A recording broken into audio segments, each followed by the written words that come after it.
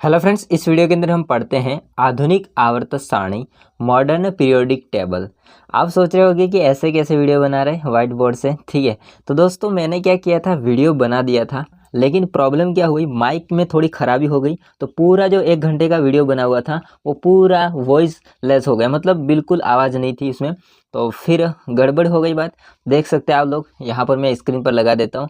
वो वीडियो मैंने ऑलरेडी बना रखा था, तो आपको पहले से ही वीडियो मिल जाता, बट वीडियो पूरा ख़राब हो गया माइक की वजह से। तो फिर मेरे को दोबारा वीडियो बनाना पड़ा। तो थोड़ा वहाँ पर कंफर्टेबल नहीं होने की वजह से, यानी कि थोड़ी सी प्रॉब्लम हो गई, इस वजह से मुझे ऐसा वीडियो बनाना पड़ रहा है। तो ये है लेक्चर नंबर 6 जिसमें हम पढ़ेंगे आधुनिक आवर्त सारणी मॉडर्न पीरियोडिक टेबल। अगर आप लोगों ने लेक्चर नंबर 4 और जो 5 होता है, जिसमें मैंने बताया था आपको मेंडलीव की आवर्त सारणी, उसको नहीं पढ़ा है तो जाके आप लोग पढ़ सकते हो। क्योंकि अगर आपको मेंडलीव की आवर्त सारणी नहीं पता होगा तो फिर आधुनिक आवर्त सारणी क्या होती है और ये कैसे आई, कहाँ से आई, ये सारा चीज़ आपको समझ में नहीं आएगा। ठीक है, तो प्लीज़ आप लोग जाके देख सकते हो उसको। ठीक है, तो हम स्टार्ट करते हैं, देखिए ध्यान से दोस्तों। अगर मैं बात करूंगा आधुनिक आवर्त सारणी की, तो आधुनिक आवर्त जो सारणी होती है वो मेंडलीव की आवर्त सारणी जो थी, समझना ध्यान से बात को। मेंडलीव की आवर्त सारणी जो थी, मेंडलीव की आवर्त सारणी जो थी वो किस पे आधारित थी दोस्तों? तो वो आधारित थी परमाणु भार के, यानी कि परमाणु भार, जिसको हम क्या कह सकते हैं, द्रव्यमान संख्या कह सकते हैं। तो परमाणु भार पर आधारित थी। किस पर आधारित थी? परमाणु भार पर आधारित थी। ठीक है, अब जब परमाणु भार पर आधारित थी मेंडलीव की आवर्त सारणी, तो दिक्कत क्या हो गई? दिक्कत ये हो गई कि जो कुछ परमाणु जो थे, जिनका परमाणु भार बाद में पता चला और वैज्ञानिक आए तो उनकी खोज हुई तत्वों की, तो फिर उसको वापस से परमाणु भार के आधार पर रखने की कोशिश की। लेकिन बहुत सारे ऐसे तत्व थी, मतलब कमियां बोल सकते हैं आप लोग, ऐसे तत्व थे जिनके परमाणु भार होते हैं, अगर मैच हो रहे तो उसके भौतिक और रासायनिक गुणधर्म मैच नहीं हो रहे। अगर इनके भौतिक और रासायनिक गुणधर्म मैच हो रहे हैं तो इसका मतलब इनका परमाणु भार मैच नहीं हो रहा है। तो उस प्रकार से बहुत सारी कमियाँ होने की वजह से मेंडलीव की आवर्त सारणी होती है वो फेल हो जाती है। अब इसके बाद में मेंडलीव के आवर्त सारणी के आधार पर, मेंडलीव की जो आवर्त सारणी बनी थी, मैंने इसको आवर्त ही लिखा है, सॉरी, इसके लिए यहाँ पर पूरा आप लिख देते हैं, समझ जाना। ठीक है, आवर्त सारणी।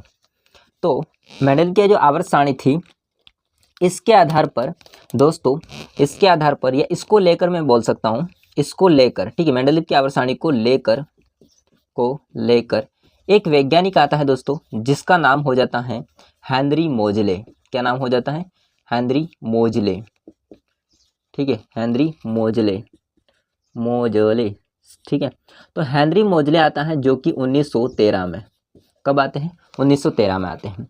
और 1913 में आकर के जो भी ज्ञात तत्व थे, उन ज्ञात तत्वों को दोस्तों परमाणु भार के आधार पर, समझना इस बात को ध्यान से, परमाणु भार के आधार पर जो मेंडलीव की आवर्त सारणी बनी थी, उसको उन्होंने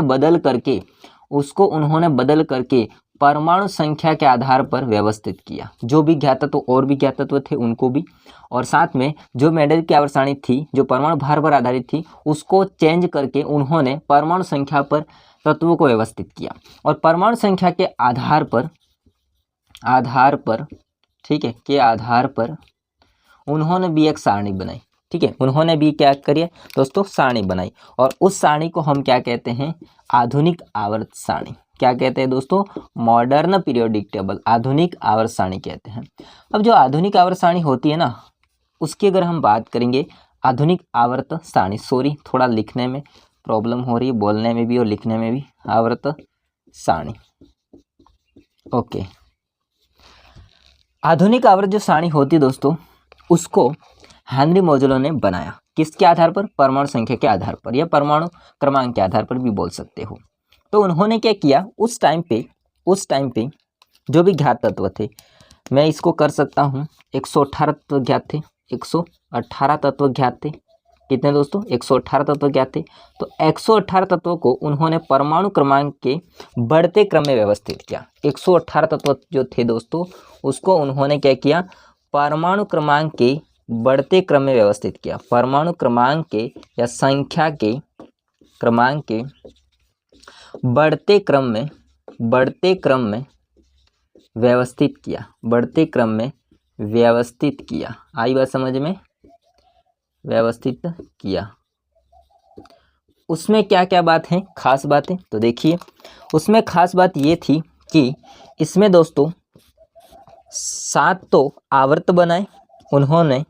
कितने? 7 तो आवर्त बनाए, यानी कि जिसको हम बोलते हैं क्षैतिज पंक्तियाँ। क्या बोलते हैं दोस्तों इसको? क्षैतिज पंक्तियाँ। क्या बोलते हैं इसको? क्षैतिज पंक्तियाँ। क्षैतिज समझते हो ना, है ना? हमारे वागड़ी भाषा में इसको आड़ा बोलते हैं ऐसे, ठीक है? क्षैतिज। तो 7 आवर्त बनाए उन्होंने, क्षैतिज पंक्तियाँ बनाई और 18 वर्ग बनाए।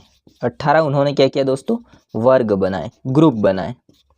ग्रुप का मतलब वर्ग, वर्ग का मतलब समूह, बहुत सारे बोल सकते हैं इसको। तो वर्ग का मतलब होता है दोस्तों खड़ी लाइनें। कैसी लाइनें? खड़ी लाइनें। तो इसको बोलते हैं ऊर्ध्वाधर पंक्तियाँ। ऊर्ध्वाधर पंक्तियाँ, ऊर्ध्वाधर पंक्तियाँ बनाई। आई बात समझ में? पंक्तियाँ बना, ऊर्ध्वाधर स्तंभ लिख देते हैं, पंक्तियाँ थोड़ा अच्छा नहीं लग रहा है। ऊर्ध्वाधर स्तंभ, ठीक है? ऊर्ध्वाधर स्तंभ। अब देखो ऊर्ध्वाधर स्तंभ बनाए उन्होंने, तो 7 तो आवर्त हो जाएंगे, 18 वर्ग हो जाएंगे। इस प्रकार से उन्होंने आवर्त सारणी बनाई। सामान्य बात मैंने आपको बता दी आधुनिक आवर्त सारणी की। आई बात समझ में यहाँ तक? ओके।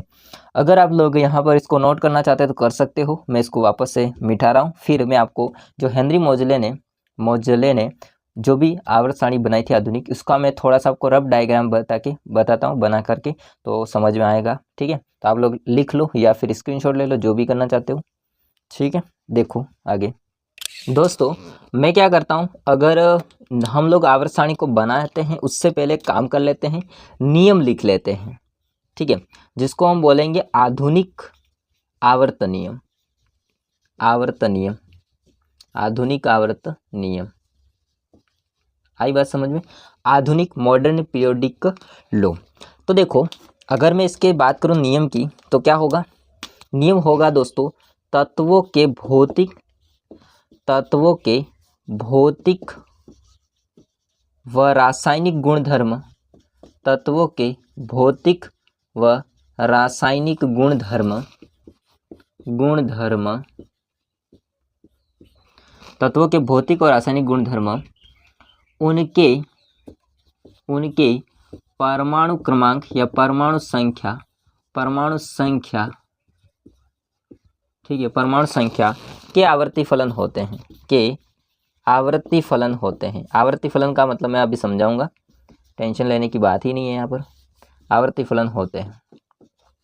देखो एक बात मैं आपको समझाता हूँ, देखिए ध्यान से इसको। क्या होता है कि जैसे हम एक 1 वीक की बात करेंगे, 1 वीक की बात करते हैं, ठीक है? 1 वीक की बात करेंगे तो उसमें 7 डेज आते हैं, 7 दिन होते हैं, ठीक है? 1 वीक की अगर मैं बात करता हूँ 7 डेज आते हैं।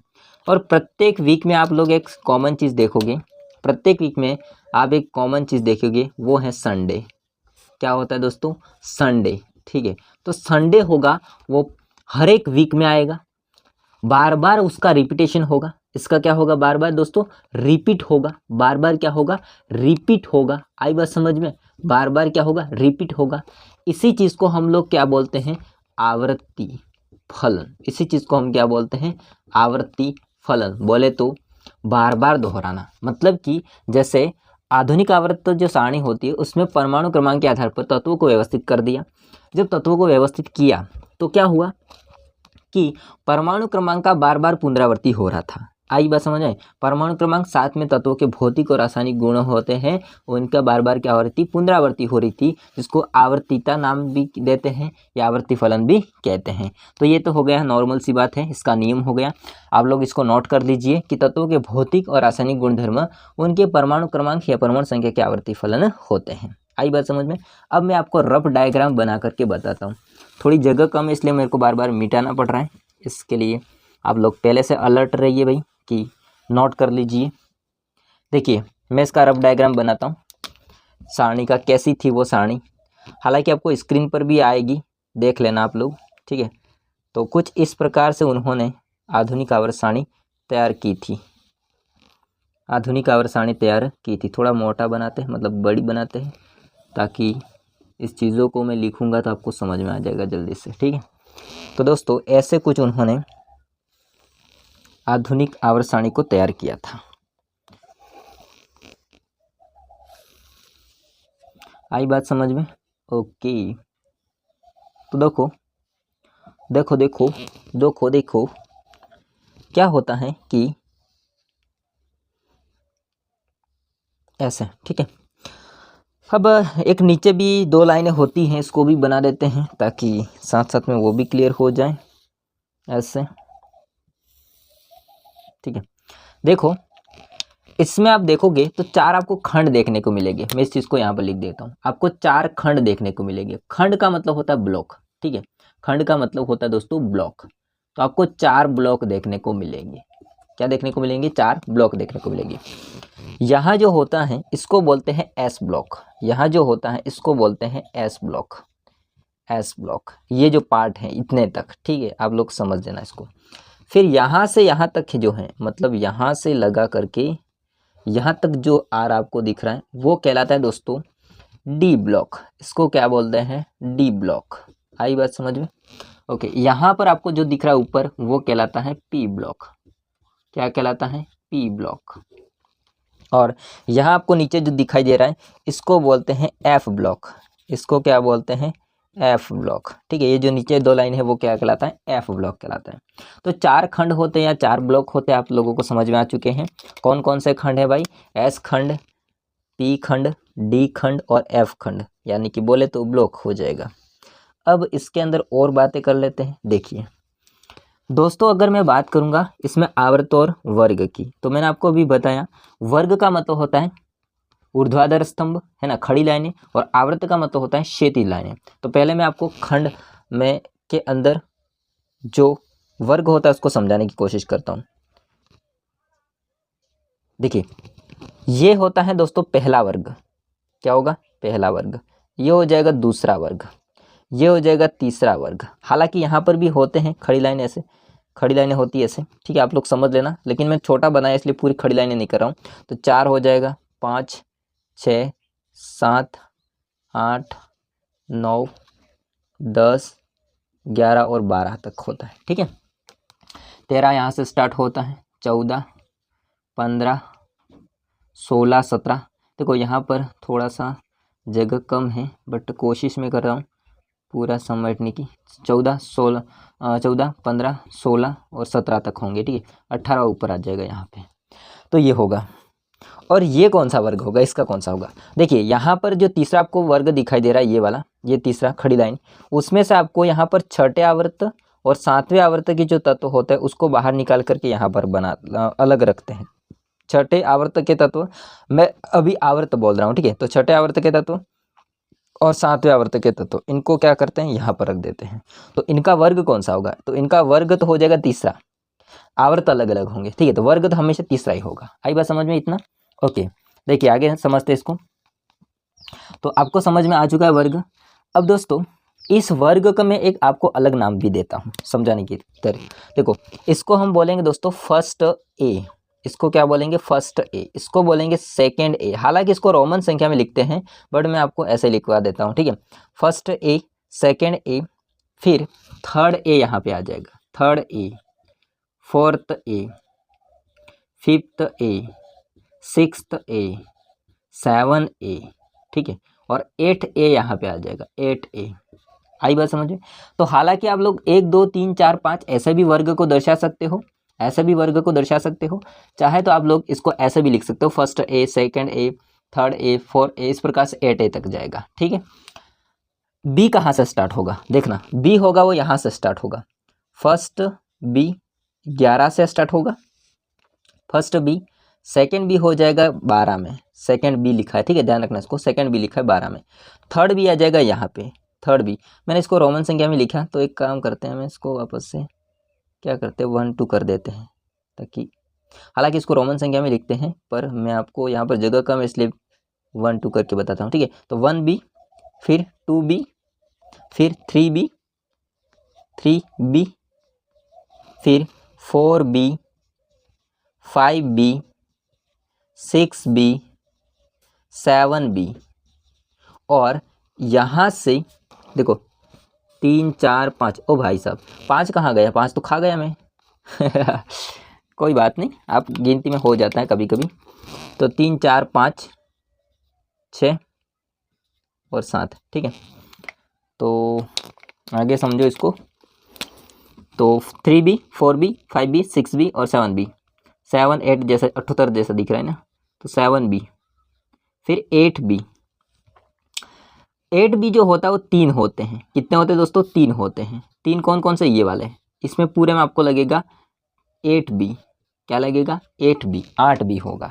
तो मतलब इनका तीनों का ग्रुप एक ही नाम से होगा, 8b 8b 8b, तीनों का 8 9 8 9 और 10 का 8b 8b 8b होगा। तो ऐसे भी आप लोग लिख सकते हो, चाहे तो 1 2 3, या फिर आप लोग ए से भी लिख सकते हो। तो मैंने आपको दोनों बता दिए। तो आप लोग इसको रोमन संख्या भी लिख सकते हो। रोमन समझते हो ना, जैसे कि ए, फर्स्ट ए, सेकेंड ए, है ना, थर्ड ए, इसको बोलते हैं रोमन। तो आप इसको रोमन में भी लिख सकते हो या फिर वैसे भी लिख सकते हो। तो मैंने आपको ग्रुप समझा दिया, कौन कौन से ग्रुप होते हैं। अगर आपको मैं क्वेश्चन करूँ तो क्या बोल सकते हो? देखो, एस ब्लॉक में कितने वर्ग होते हैं? तो 1 और 2। चाहे तो इसको ऐसे भी बोल सकते हो या चाहे तो आप ऐसे भी बोल सकते हो, फर्स्ट ए और सेकंड ए। डी में कितने होते हैं? तो डी में 3 से लगा करके 12 तक, ऐसे भी बोल सकते हो या फिर ये नाम भी बोल सकते हो। पी ब्लॉक में कितने वर्ग होते हैं? तो 13 से 18 तक। डी में कितने वर्ग होते हैं? एक ही वर्ग होता है, जो कि होता है, या तो आप इसको 3b बोल सकते हो, इसको 3b भी बोल सकते हो, 3b भी बोल सकते हो, या 3 बोल सकते हो, ठीक है, दोनों में से एक। तो ये तो हो गई खड़ी लाइनें। अब उसी प्रकार से दोस्तों जो क्षैतिज लाइनें होती हैं, जिसको हम क्या बोलेंगे? आवर्त बोलेंगे। तो 7 क्या होते हैं? आवर्त होते हैं। जैसे कि 1 2 3 4 5 6 और 7। तो ऐसी जो 7 ऐसे जो क्षैतिज लाइनें होती है ऐसी, उसको बोलते हैं दोस्तों हम लोग क्या बोलते हैं? पीरियड बोलते हैं, यानी कि बोले तो उसको आवर्त बोलते हैं, ठीक है। ये समझ में आ चुका है आप लोगों को? ओके। अब इसमें जो एस होता है उसके लिए जो पीरियड का नाम लिखेंगे वो 1s 2s ऐसे शुरू होता है, ठीक है।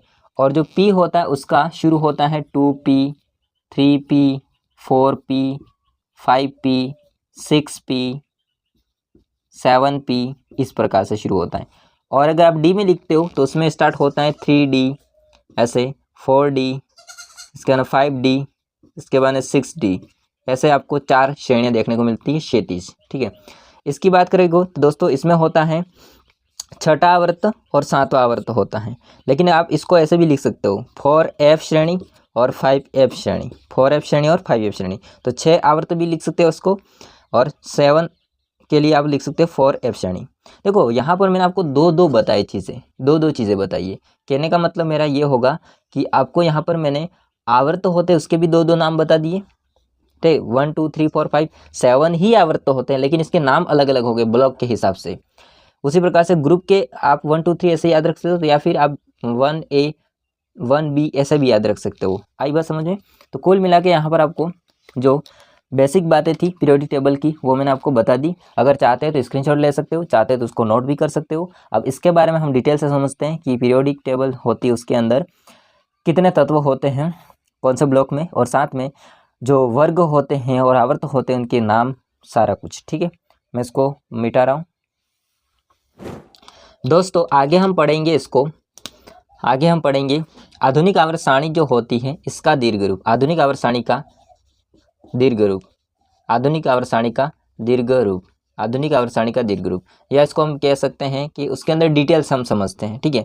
मतलब आधुनिक आवर्त सारणी के अंदर क्या होता है उसको हम डिटेल से समझते हैं। सबसे पहले हम स्टार्ट करते हैं आवर्त से। सबसे पहले हम स्टार्ट करते हैं आवर्त से। किससे स्टार्ट करते हैं? आवर्त से। आवर्त को इंग्लिश में क्या बोलते हैं आपको अभी बताया था मैंने, क्या बोलते हैं? पीरियड बोलते हैं, ठीक है। तो पीरियड्स। दोस्तों अगर मैं आवर्त की बात करूंगा तो आवर्त क्या चीज़ होती है? तो आवर्त होता है क्षैतिज पंक्तियाँ। क्या होता है? क्षैतिज पंक्तियाँ, क्षैतिज पंक्तियाँ। क्षैतिज पंक्तियों को हम क्या बोलते हैं? आवर्त। तो क्षैतिज पंक्तियाँ ये कहलाती है आवर्त, ठीक है। कितने होते हैं आवर्त? तो 7 आवर्त होते हैं। कितने आवर्त होते हैं? 7 आवर्त होते हैं। अब इनके नाम को मैं बताता हूँ अलग अलग क्या चीज़ें हैं क्या नहीं है, ठीक है। देखिए जैसे मैं बताऊँ आपको यहाँ पर, तो जो पहला आवर्त होता है, जो पहला आवर्त होता है, और दूसरा आवर्त जो होता है, और तीसरा आवर्त जो होता है, तो 3 जो आवर्त हैं, इन 3 आवर्तों को हम लोग कहते हैं लघु आवर्त। इन 3 आवर्तों को कहते हैं लघु आवर्त, छोटा आवर्त, लघु आवर्त कहते हैं। इसको बोलते हैं शॉर्ट पीरियड। क्या बोलते हैं? Short period. आई बात समझ में? ऐसा क्यों? क्योंकि इसमें तत्व होते हैं वो कम होते हैं, क्योंकि इसमें तत्व होते हैं वो कम होते हैं। कैसे? तो पहले में होते हैं दोस्तों 2 तत्व होते हैं, दूसरे में होते हैं 8 तत्व और तीसरे में होते हैं 8 तत्व। ठीक है, तो ऐसे हो जाएंगे। उसी प्रकार से आगे मैं अगर बात करूं दोस्तों, तो आगे बाकी आवर्त 7 आवर्त होते हैं, तो बाकी आवर्त चौथा है ना, बाकी आवर्त हो जाएगा चौथा, पांचवा और छठा। तो 3 आवर्त ये जो हैं इनको कहा जाता है दोस्तों दीर्घ आवर्त। इनको कहा जाता है हम लोग दीर्घ आवर्त, दीर्घ आवर्त। इसको बोलते हैं लॉन्ग पीरियड। क्या बोलते हैं इसको? Long period, long period. आई बात समझ में? ओके। ऐसा क्यों होता है? क्योंकि इसमें तत्व ज़्यादा होते हैं, है ना, इसलिए, क्योंकि इसमें तत्व ज़्यादा होते हैं भाई। कितने होते हैं? तो पहले चौथे में होते हैं 18 तत्व, पाँचवें में होते हैं 18 तत्व और छठे में होते हैं 32 तत्व। ठीक है, आई बात समझ में? ओके। एंड लास्ट आपका 7वां आवर्त होगा, इसको क्या कहते हैं? तो देखिए 7वां जो आवर्त होगा, 7वां जो आवर्त होगा, 7वां जो आवर्त होगा इसको कहा जाता है अपूर्ण। इसको कहा जाता है अपूर्ण दीर्घ आवर्त, अपूर्ण दीर्घ आवर्त। इसको अपूर्ण दीर्घ आवर्त क्यों कहते हैं? इनकम्प्लीट, इसको इंग्लिश में लिखेंगे हम लोग इनकम्प्लीट लॉन्ग पीरियड, है ना, incomplete long period, incomplete long period. ऐसा क्यों होता है? क्योंकि दोस्तों ये अपूर्ण है, पूरा नहीं हुआ है। ठीक है, अपूर्ण है, चूँकि ये अपूर्ण है, पूरा नहीं हुआ है, इस कारण से इसको कहते हैं। तो इसके अंदर तत्व जो आते हैं वो 32 तत्व हैं, 32 तत्व हैं। बाकी अगर भविष्य में कोई खोज होती है तो इसके अंदर रखेंगे, क्योंकि ये अपूर्ण है। कैसा है? अपूर्ण है, क्योंकि ये दोस्तों क्या है? अपूर्ण आवर्त है, अपूर्ण आवर्त है। आई बात समझ है? ओके। इस कारण से इसको हम लोग क्या कहते हैं? इनकम्प्लीट लॉन्ग पीरियड के नाम से जानते हैं। आई बात समझे? तो ये सारी बात हो गई आवृत्ति की। किसकी बात होगी? आवृत्ति की। इसके बाद हम समझते हैं वर्ग के बारे में। देखिए मैं इसको मिटा रहा हूं, अगर आप लोग नोट करना चाहते हो लिख सकते हो, वीडियो को रोक करके, पॉज करके, या फिर आप लोग स्क्रीनशॉट भी ले सकते हो। तो देखिए आगे दोस्तों, दूसरा हम देखते हैं वर्ग के बारे में, यानी कि बोले तो इसको बोलते हैं ग्रुप। ठीक है, ग्रुप बोलते हैं, तो ग्रुप्स हो जाएगा। ग्रुप्स क्या होते हैं? तो आपको पता है ग्रुप्स का मतलब होता है खड़ी लाइनें, यानी कि ऊर्ध्वाधर स्तंभ, ऊर्ध्वाधर स्तंभ, ऊर्ध्वाधर स्तंभ। देखो ऊर्ध्वाधर स्तंभ होते हैं वो कितने होते हैं? आपको मैंने बताए थे 18 होते हैं। कितने होते हैं? 18 होते हैं। अब इसके भी मैंने आपको नाम बताए थे 1 2 3 4, इस प्रकार से। चाहे तो ऐसे भी याद रख सकते हो, चाहे तो आप केमिस्ट्री के हिसाब से, हालांकि केमिस्ट्री में इसको रोमन संख्या में लिखते हैं, जो कि मैंने आपको बताए थे फर्स्ट ए, सेकंड ए, ऐसे। लेकिन मैं आपको यहाँ पर इसको रोमन संख्या में लिख के बताता हूँ, जैसे फर्स्ट ए, सेकंड ए, इस प्रकार से। ठीक है, तो आपको मैं रोमन संख्या में इसको लिख करके बताता हूँ। देखिए टोटल कितने होते हैं? याद रखिए 18 होते हैं। आधुनिक आवर्त सारणी की बात करें तो देखिए उसको हम लिख सकते हैं दोस्तों, first A, second A, third A, fourth A, fifth A, sixth A और सेवंथ ए। ये टोटल कितने हो जाएंगे? 7। टोटल कितने हो जाएंगे? 7 वर्ग। क्या हो जाएंगे? टोटल 7 वर्ग। अगर मैं बी की बात करूं तो first B, second B, third B, fourth B, fifth B, sixth B, अरे fourth and fifth and sixth B, seventh B. तो इसमें भी कितने हो जाएंगे? टोटल 7 वर्ग। अब एक मैंने आपको बताया था कि जैसे कि 8 9 10, 8 9 10 जो होता है वो दोस्तों उसका हो जाएगा थर्ड, मतलब 3, थर्ड नहीं बोल सकते, सॉरी, 3 8 बी होता है। क्या होता है? 3 8 बी होता है। तो आपको 3 ऐसे कैसे 8 बी देखने को मिलते हैं। 8 बी कितने हो जाएंगे? 3। तो 8 बी कितने हो जाएंगे? 3। आई बात समझे? ओके। और एक होता है शून्य वर्ग। शून्य वर्ग को मैंने आपको बताया था नाम, शून्य वर्ग, इसका नाम आपको मैंने बताया था 8th A। क्या नाम बताया था? 8th A, लास्ट वाला पी ब्लॉक में, ठीक है। तो 8th A या शून्य वर्ग, जीरो ग्रुप कहते हैं इसको। तो ये हो जाएगा 1। तो आप इसको काउंट कीजिए कितने हो जाएंगे टोटल। अगर आप लोग इसको काउंट करते हो तो देखिए 7 तो पहले बताया मैंने आपको, 7 फिर बाद में बताया आपको, 7 7, इसके बाद 3 हो जाएंगे, इसके बाद 1 हो जाएंगे, टोटल कितना हो जाएंगे? 18 ग्रुप, 18 ग्रुप्स, ठीक है, 18 ग्रुप्स। आई बात समझे? ओके, अब इनके बारे में बात करते हैं कि इनको क्या कहा जाता है वो, ठीक है। तो देखिए आप लोग स्क्रीनशॉट ले लीजिए इतना, या फिर लिख लीजिए, लिखना चाहते हैं तो मैं इसको मिटा रहा हूँ। अब मैं इसमें बात कर लेता हूँ इम्पोर्टेंट बातें। देखिए वर्ग की बात कर रहे हैं, ठीक है। जैसे मैं फर्स्ट ए की बात करूँ, वहाँ से लगा करके दोस्तों, वहाँ से लगा करके 7th A तक के तत्व, और साथ में तथा सेकंड जो बी होता है वर्ग, इन वर्ग के तत्वों को, इन वर्गों के तत्वों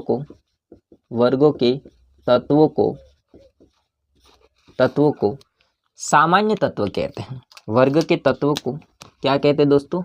सामान्य तत्व कहते हैं, सामान्य तत्व के नाम से जानते हैं। इसको बोलेंगे नॉर्मल एलिमेंट। क्या बोलेंगे दोस्तों? Normal elements.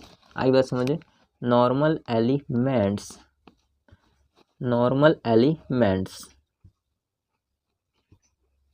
ओके, हाँ जी, आई बात समझे?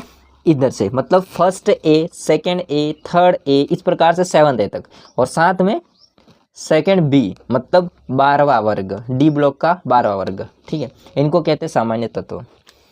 अब इसको छोड़ के जो बाकी बचे हैं आगे इसको समझते हैं।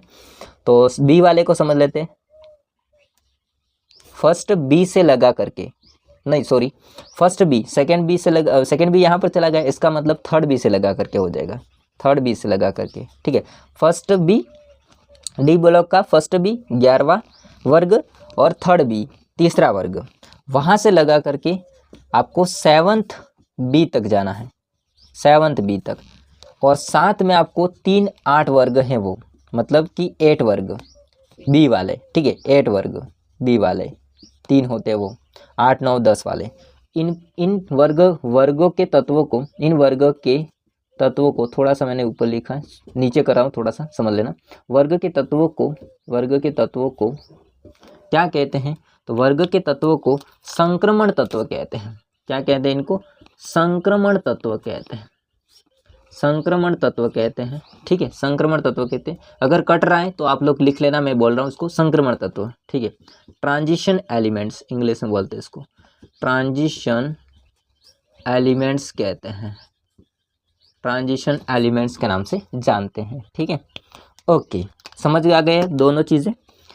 आगे समझते हैं। अब मैंने आपको एक चीज़ बताई थी, जैसे मैं आपको बताऊं, यहाँ पर मैंने एक चीज़ बताई थी कि जैसे मैं अगर बात करता हूँ थर्ड बी की, थर्ड बी जो वर्ग हैं उसमें से मतलब में से एक तो तत्व को निकाल करके हम छठे आवर्त में ले जाते हैं।